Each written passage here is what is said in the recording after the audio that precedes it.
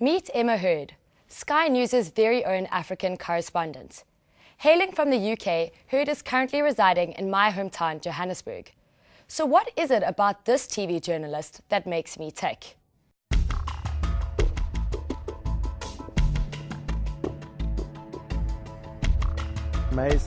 Kevin de Boyle is on the front line of a new battle for land in Zimbabwe.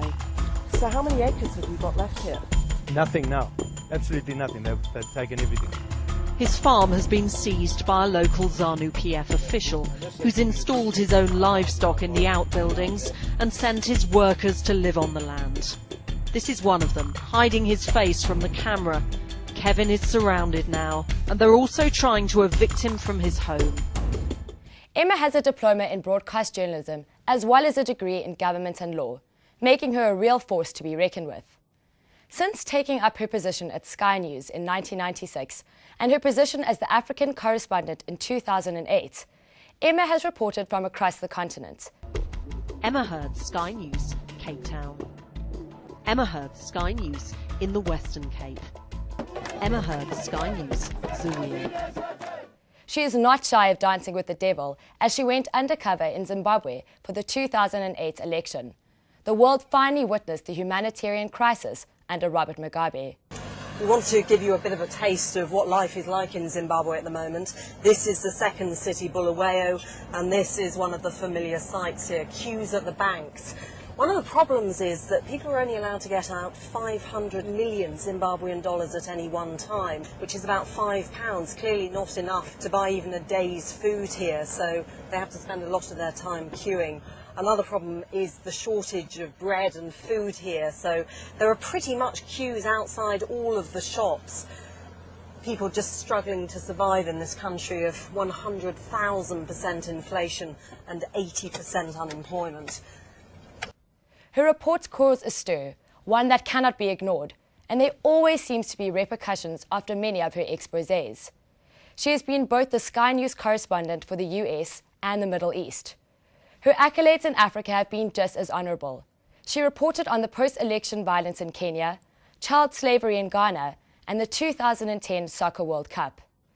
Emma has taught me that every great story comes with a challenge that she embraces willingly in all that she undertakes. Recently, Emma visited a vaccine TB clinic in Khayelitsha, where she interviewed individuals with drug-resistant TB, putting herself at risk for the sake of a good story. Let's take a look at this interview. Look at the number of masks being worn in the medical clinic, an attempt to control an epidemic that's still spreading. Most of the transmission of TB happens before the patients even seek treatment. Before they make it to the clinics, they can be infected for weeks or even months, spreading it to members of their close family and some of their friends, adding to the huge burden on the healthcare system here. Emma's do-or-die attitude has put her in some very sticky situations.